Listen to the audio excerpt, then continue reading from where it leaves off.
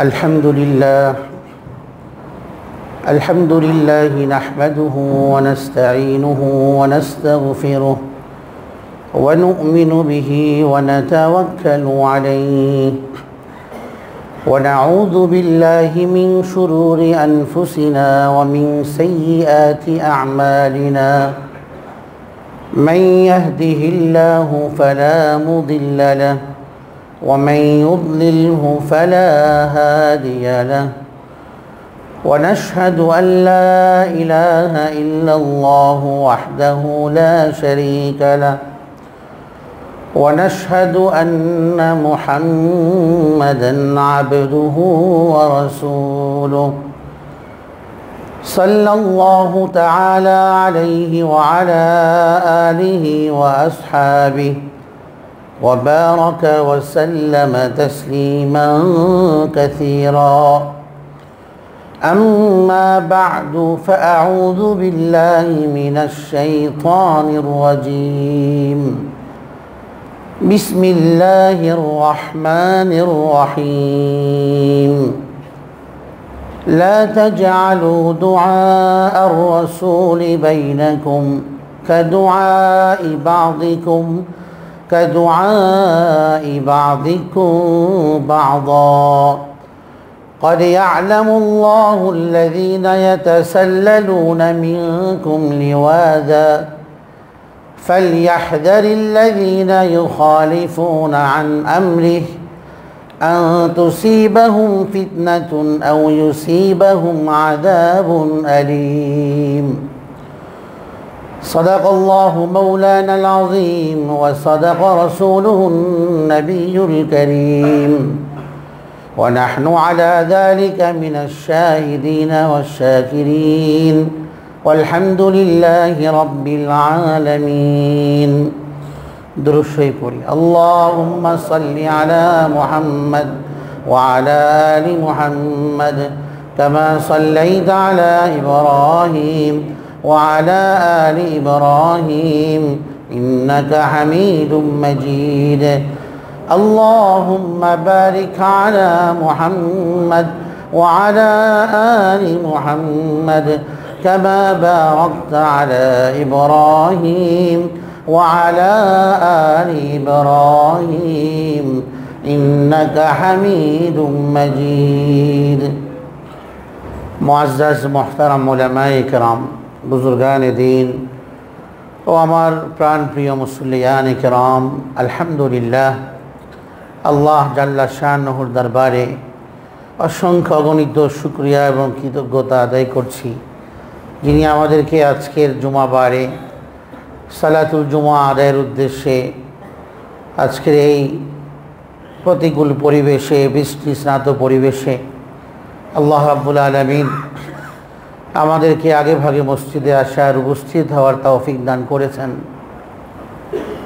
সুস্থতার সাথে ঈমান ও তাকওয়ার সাথে নিরাপদে আল্লাহ তাআলা আমাদেরকে মসজিদে পৌঁছে দিয়েছেন আল্লাহ রাব্বুল আলামিনের দরবারে শুকরিয়া এবং কৃতজ্ঞতা আদায় করছি আলহামদুলিল্লাহ আজকে 23 রবিউল আউয়াল 1446 হিজরি সনের তৃতীয় মাসের চতুর্থ জুমা 23 রবিউল আউয়ালের জুমাতে আল্লাহ তাআলা আমাদেরকে উপস্থিত হওয়ার সৌভাগ্য দান করেছেন আল্লাহ পাকের শুকরিয়া এবং কৃতজ্ঞতা রাসূল করিম সাল্লাল্লাহু আলাইহি ওয়াসাল্লাম যার প্রতি ঈমান তাওহীদের পূর্ণতার জন্য জরুরি ছিল এই বিষয়ে আলোচনা হয়েছে আল্লাহর তাওহীদ এবং একত্ববাদ এটা পরিপূর্ণ হওয়ার জন্য জনাবে রাসূল করিম সাল্লাল্লাহু আলাইহি ওয়াসাল্লামের রিসালাত এবং নবুয়তকে গ্রহণ করা বিশ্বাস করা এটা তাওহীদের জন্য অপরিহার্য তাওহীদের পূর্ণতার জন্যে আল্লাহর একত্ববাদে বিশ্বাসী সাব্যস্ত হওয়ার জন্য স্বীকৃতি পাওয়ার জন্য রাসূল করিম সাল্লাল্লাহু আলাইহি ওয়াসাল্লামের রিসালাত এবং তিনি যে সর্বশেষ নবী এই কথার বিশ্বাস এই কথার স্বীকৃতি প্রদান এটা জরুরি রাসূল করিম সাল্লাল্লাহু আলাইহি ওয়াসাল্লাম যার আখলাক এবং অনুপম চরিত্র মাধুরীর ব্যাপারে আল্লাহ তাআলা কোরআনে কারীমে সার্টিফিকেট দিয়েছেন, ওয়া ইন্নাকা লাআলা খুলুকিন আযীম। যত ধরনের সৌন্দর্য হতে পারে, আখলাকগত, চরিত্রগত, সমস্ত সৌন্দর্যের পাহাড় ছিলেন রাসূল করিম সাল্লাল্লাহু আলাইহি ওয়াসাল্লাম। আখলাক এবং উন্নত চরিত্রের প্রতিটি দিক পূর্ণাঙ্গভাবে রাসূল করিম সাল্লাল্লাহু আলাইহি ওয়াসাল্লামের মাঝে বিদ্যমান ছিল। এই জন্য পৃথিবীতে সবচেয়ে উন্নত আখলাকের অধিকারী মানুষটিকে প্রশ্ন হলে মুসলিম অমুসলিম নির্দ্বিধায় বলে এই কথা যে মুহাম্মদুর রাসূলুল্লাহ সাল্লাল্লাহু আলাইহি ওয়াসাল্লাম।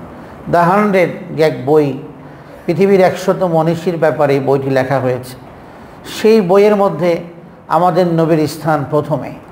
সর্বপ্রথম তার নাম, তার জীবনী, তার জীবন চরিত, তার সিরাত। 100 মনীষীর মধ্যে তিনি প্রথম মনীষী, প্রথম ব্যক্তি যে আখলাক এবং চরিত্রের সমস্ত সাইড, সমস্ত দিক তার মধ্যে শুধু বিদ্যমানই ছিল না, পরিপূর্ণভাবে বিদ্যমান ছিল।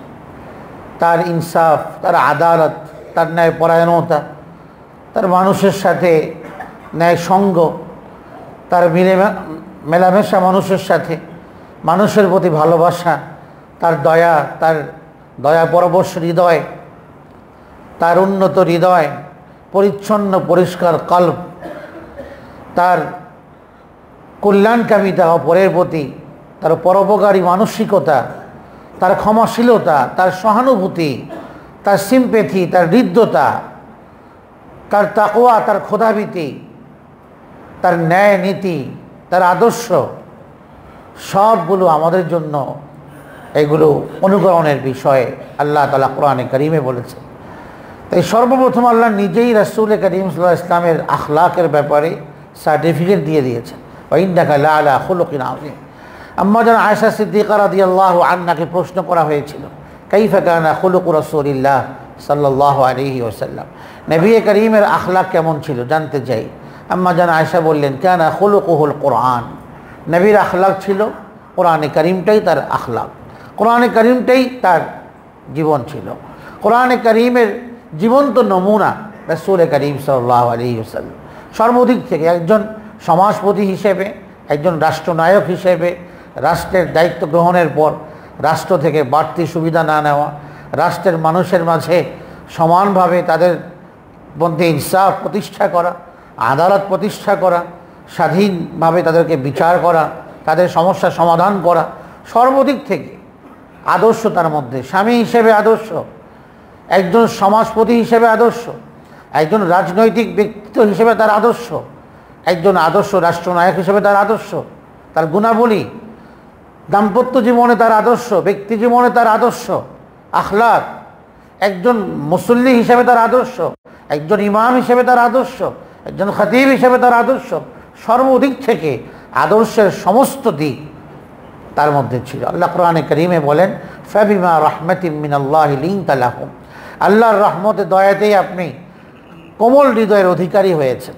এক ইহুদি আসলো রাসূল করিম সাল্লাল্লাহু আলাইহি ওয়াসাল্লামকে এসে বলল, আসসালামু আলাইক, আসসালামু আলাইক, সালামকে বিকৃতি করে দিল, বিকৃতি করে এরপরে সালাম দিল, উদ্দেশ্য হলো আপনার মৃত্যু হোক।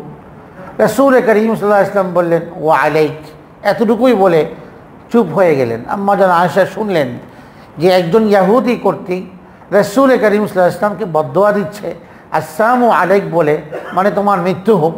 আম্মা জান আয়েশা রিয়েক্ট করলেন এবং তিনি বললেন, তোমার মৃত্যু হোক।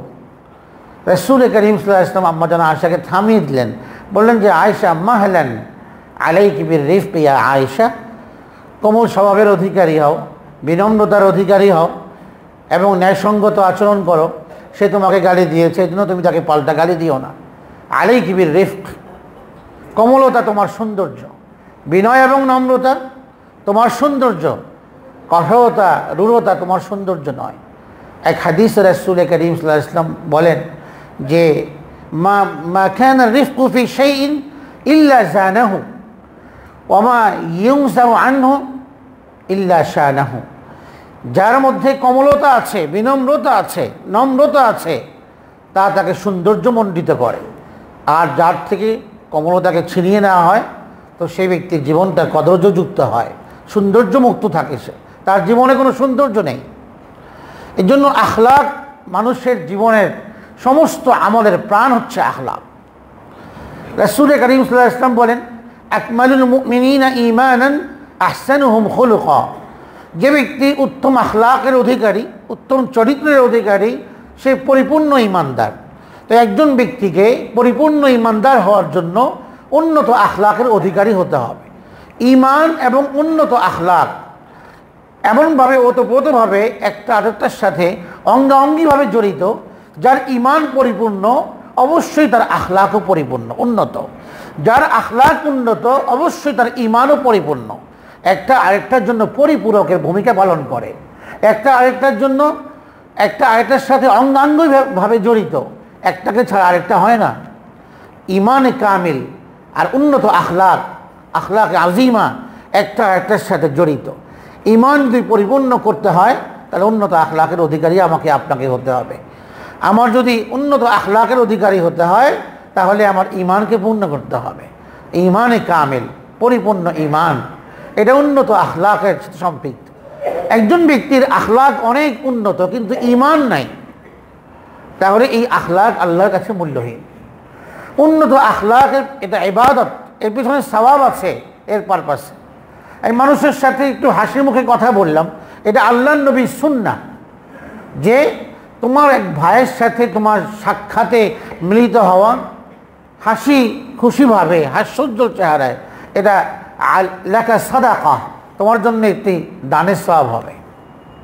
ওয়া ইন্না মিনাল মা'রুফ আন তালকা আখাকা বিওয়াজহিন তালিকিন, এটা নেকির কাজ, নেকির কাজ, পুণ্যের কাজ, ভালো কাজ। কি সেটা? যে তুমি তোমার ভাইয়ের সাথে সুন্দরভাবে তার সাথে সাক্ষাৎ করবে, হাসি খুশিভাবে, গোমরা মুখে নয়। নবী সাল্লাল্লাহু আলাইহি ওয়াসাল্লাম হাস্যোজ্জ্বল ছিলেন সবসময়। রাসূল কারীম সাল্লাল্লাহু আলাইহি ওয়াসাল্লামের আল্লাহ ভীতির কারণে তার ব্যক্তিত্ব বোধ এত বেশি ছিল, প্রভাব, যে দূর থেকে একটা মানুষ দেখলে ভয় পেত, ভয় পেত। এটা ভক্তি মিশ্রিত ভয়, এটাকে হাইবাত বলা হয় আরবিতে, ভক্তি মিশ্রিত ভয়। মান রাআহু বাদাহাতান হাবাহু, হাদিসে আসছে, হঠাৎ দেখলে ভয় পেয়ে যেত, ব্যক্তিত্বের প্রভাব। ওমান খালাতাহু মারিফাতান আহাব্বাহু, কেউ যদি একটু তার সাথে সাহস করে মিশে যেত নবীর সাথে, সে নবীকে ভালোবেসে ফেলতো, আহাব্বাহু। তা আল্লাহর নবীর গুণ, সুষমা, উন্নত আখলাকের এমন অবস্থা ছিল, যে মিশত তার সাথে আল্লাহর নবী বন্ধু ভাবাপন্ন হয়ে যেতেন, সে নবীকে ভালোবেসে ফেলতেন। নবী যেমন সাহাবা ইকরামকে ভালোবাসতেন, সাহাবা ইকরাম নবীকে ভালোবাসতেন। নবীর ভালোবাসা ঈমানের পূর্ণাঙ্গতার আলামত। নবীর ভালোবাসা নিজের জীবনের চেয়েও বেশি হতে হবে। কোরআনে কারীম বলে, কুল ইন কানা আবাউকুম ওয়া আবনাউকুম ওয়া ইখওয়ানুকুম, নবী আপনি বলুন এই কথা, জানিয়ে দিন উম্মতকে, তোমাদের বাবা, তোমাদের সন্তানাদি, তোমাদের পিতামাতা, তোমাদের আত্মীয় স্বজন, তোমাদের বন্ধুবান্ধব, তোমাদের ব্যবসা বাণিজ্য, তোমাদের ঘর বাড়ি, অমাসাকিন তারদাউনাহা, তোমার বিলাসবহুল বাড়ি, তোমার সুরম্য অট্টালিকা, তোমার ওয়াতিজারাতুম তাখশাউনা কাসাদাহা, যে ব্যবসার লসের আশঙ্কা তুমি করো, এই সব থেকে যদি আহাব্বা ইলাইকুম মিনাল্লাহি ওয়া রাসূলিহি ওয়া জিহাদিন ফি সাবিলিহি, তিন বিষয় থেকে যদি তোমার এগুলোর ভালোবাসা বেশি হয়, এক আল্লাহর থেকে, দ্বিতীয় আল্লাহর রাসূল থেকে, এবং আল্লাহর রাস্তায় জিহাদ থেকে তোমার দুনিয়ার আসক্তি, দুনিয়ার প্রীতি যদি তোমাকে দূরে রাখে, ফাতারাব্বাসু, তাহলে অপেক্ষা করো তুমি, হাত্তা ইয়াতি আল্লাহু বিআমরিহি, আল্লাহর পক্ষ থেকে আযাবের। নিজের জীবনের চেয়েও বেশি ভালোবাসা আল্লাহর নবীর প্রতি। হাদিসে আসছে, যা কাতামাল ঈমান, ঈমানের স্বাদ ওই ব্যক্তি আস্বাদন করে, মান রাদিয়া বিল্লাহি রাব্বান, যে আল্লাহকে রব্বে সন্তুষ্ট, আল্লাহর রুবুবিয়্যাতকে স্বীকার করে, রুবুবিয়্যাতের দাবির উপর চলে, এবং সে আল্লাহ এবং রাসূলকে ভালোবাসে আল্লাহ সন্তুষ্টির জন্য। কাউকে সে ভালোবাসে, কোনো মানুষকে, সেটাও আল্লাহ সন্তুষ্টির জন্য। তো আল্লাহ এবং তার রাসূলের ভালোবাসা ঈমানের সুমিষ্টতা আস্বাদনের বড় উপায় আল্লাহ এবং রাসূলের ভালোবাসা। আমি যদি আল্লাহ এবং রাসূলকে আমার জীবনের চেয়েও বেশি ভালোবাসি, ঈমানের স্বাদ আমি আস্বাদন করতে পারব। তো আখলাক ঈমান ছাড়া গ্রহণযোগ্য নয়। প্রতিটি কাজের প্রাণ হচ্ছে ঈমান। আখলাক হোক, ইবাদত হোক, যে কোনো ভালো কাজ হোক, সওয়াবের কাজ, তার মূল জায়গাতে হচ্ছে ঈমান। এটা রূহ। ঈমান যদি না থাকে ভালো কাজের মূল্য নাই। ঈমান শর্ত, আল্লাহ তাআলা ঈমানের শর্ত করেছেন। মানে আমিলা সালিহাম মিন যাকারিন আও উনসা ওয়া হুয়া মুমিন, তাকে মুমিন হতে হবে। ঈমানের শর্ত করেছেন আল্লাহ তাআলা। ওমান আরাদা আল আখিরাতা ওয়া সাআ লাহা সাইয়াহা, যে আখিরাতের সাফল্যের জন্য চেষ্টা করে, প্রাণান্তকর চেষ্টা, মেহনত করে, মুজাহাদা করে আখিরাতকে উন্নত করবার লক্ষ্যে, কি হিসেবে? ওয়া হুয়া মুমিনুন, সে ঈমানদার, ঈমানের সাথে করে। তো ঈমান হচ্ছে প্রাণের স্তরে, ঈমান হচ্ছে প্রাণ। ঈমান নাই তো ভালো কাজের কোনো মূল্য নাই। আবার নেক কাজের আখলাক, এবং আখলাক হচ্ছে সমস্ত ভালো কাজের প্রাণ। এক হাদিসে রাসূল করিম সাল্লাল্লাহু আলাইহি ওয়াসাল্লাম বলেন, হযরত আবু যর গিফারি রাদিয়াল্লাহু আনহু তাকে বললেন, ইত্তাকিল্লাহ হাইসুমা কুনত, আবু যর তুমি যেখানেই থাকো আল্লাহর ভয়কে সাথে রাখো। আল্লাহর ভয় তাকওয়ার পথেও সাথে রেখে চলো। এটা যাখিরাতুল মাআত, এটা আখিরাতের বিরাট এক পুঁজি, এটা বিরাট এক পুঁজি, এটা সম্বল আখিরাতের। যাখিরাতুল মাআত এটা তাকওয়া। ওয়াতবিই সাইয়্যাতাল হাসানাহ তামহুহা, কখনো যদি মন্দ কাজ হয়ে যায় সাথে সাথে একটা ভালো কাজ করো, তার এগেনিস্টে একটা ভালো কাজ করো, সওয়াবের কাজ করো, ইবাদত করো, করলে সেই পূর্বের কৃত মন্দ কাজকে এই সওয়াবের প্রভাবে ওটা মিটে যাবে। ওয়া খালিকিন নাস বিখুলুকিন হাসান, আর মানুষের সাথে উত্তম আখলাক দেখাও, উত্তম চরিত্র এর অধিকারী হওয়ার চেষ্টা করো।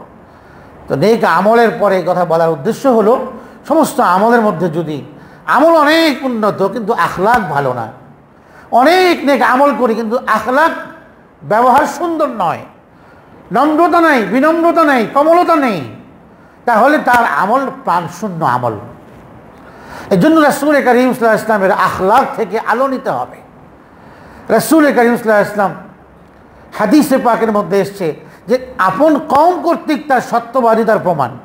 একদিন জাবালে আবি কুবাইস, নবী সাল্লাল্লাহু আলাইহি ওয়াসাল্লামের যেখানে বলা হয় তার ঘর, জন্মস্থানে একটা ঘর আছে বলা হয়, যদিও এটা নির্ভরযোগ্য সনদে প্রমাণিত নয় যে এখানে নবীজি জন্মেছেন, এটাই নবীজির ঘর, তা আমরা দেখতে যাই অনেকেই সেই ঘরটাতে। এর পেছনে যে পাহাড়, এটাকে বলা হয় জাবাল আবি কুবাইস। এই পাহাড়ে দাঁড়িয়ে একদিন বললেন যে, ডাকলেন সবাইকে যে আমি যদি বলি তোমাদেরকে এই কথা, তিনি বললেন বিপদ বিপদ সামনে। এই আওয়াজ শুনে সবাই জড়ো হয়ে গেল, তার লোকেরা, পরিবারের লোকেরা, বংশের লোকেরা। রাসূল করিম সাল্লাল্লাহু আলাইহি ওয়াসাল্লাম বললেন, আর আইতুম ইন, আর তোমরা কি মনে করো যদি আমি তোমাদেরকে এই সংবাদ দেই, ইন আখবারতুকুম আন্না খাইলান তাখরুজু মিন সাফহি হাদাল জিবাল, এই পাহাড়ের পাদদেশ থেকে একটা অশ্বারোহী বাহিনী, শত্রু বাহিনী আছে, বের হয়ে তোমাদের উপর আক্রমণ করবে, তোমাদেরকে অ্যাটাক করবে। তোমরা কি মুসাদ্দিকি, তোমরা কি আমাকে বিশ্বাস করবে আমার এই কথাকে? তো সবাই একসাথে বলে উঠল সমস্বরে, মা জাররাবনাকা কাযিবান, আমরা কখনোই তোমাকে মিথ্যুক বলতে পারি না, তুমি সত্যবাদী, তোমার এই কথাও সত্য। তো আপন কওম কর্তৃক নবীর সত্যবাদিতার স্বীকৃতি, এটা নবীর আখলাক আজিমের বড় প্রমাণ। রাসূল করিম সাল্লাল্লাহু আলাইহি ওয়াসাল্লাম মজাক করতেন, মানুষের সাথে বিনোদনও করতেন, কিন্তু সেটা বাস্তবসম্মত বিনোদন। মানুষের সাথে হাসি খুশি করতেন, কৌতুক করতেন, হাস্যরস করতেন। ইসলামে হাস্যরস নিষেধ নয়, কিন্তু সেটাও এমন হতে হবে যে যেন মানুষের মনে কি কষ্ট না পায়, কাউকে আঘাত দিয়ে কথা না বলা, কাউকে আঘাত দিয়ে তার সাথে ঠাট্টা না করা, এবং যেন সেটা মিথ্যা না হয়। এই শর্তগুলোর সাথে ইসলামে হাস্যরস করা, কারো সাথে কৌতুক করা, রসিকতা করা, এটা জায়েজ। রাসূল করিম সাল্লাল্লাহু আলাইহি ওয়াসাল্লাম এত উন্নত আখলাক, এত বড় নবী, শ্রেষ্ঠ নবী হওয়া সত্ত্বেও মানুষের সাথে মিশতেন কীভাবে? তো এভাবে মানুষের সাথে হাস্যরস্য করতেন, বাস্তবসম্মত। এক মহিলা আসলো, বললেন, ইয়া রাসূলুল্লাহ, আপনি আমার জন্য দোয়া করুন, আমি যেন জান্নাতি হতে পারি। নবীজি বললেন, না, তোমার মতো বৃদ্ধা মানুষ জান্নাতি হবে না। তো বৃদ্ধা কাঁদতে লাগলেন যে কি বলে এটা। নবীজি বললেন যে আমি তো সত্যিই বলেছি, কারণ যারা জান্নাতি যাবে, যে সকল নারীরা যুবতী অবস্থায় যাবে, কোরআনে কারীম তার দলিল, ইন্না আনশানাহুন্না ইনশা ফাজআলনাহুন্না আবকারা, আল্লাহ পাক প্রত্যেক জান্নাতি নারী পুরুষ যুবক বানিয়ে নেবেন। তা আমি তো মিথ্যা বলিনি। তো এই যে নবীজির হাস্যরসটা এই মৃদ্যার সাথে বাস্তবসম্মত, এবং এটাতে তিনি কষ্টও পাননি।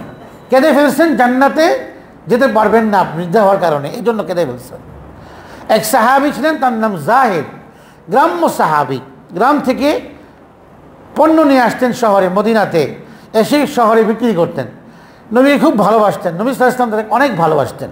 কেন? নবী ইউহিব্বুহু, নবীজি তাকে ভালোবাসতেন। ওয়া কানা রাজুলান দামিমান, একজন কালো চেহারার মানুষ ছিলেন তিনি, তার নাম ছিল জাহিদ।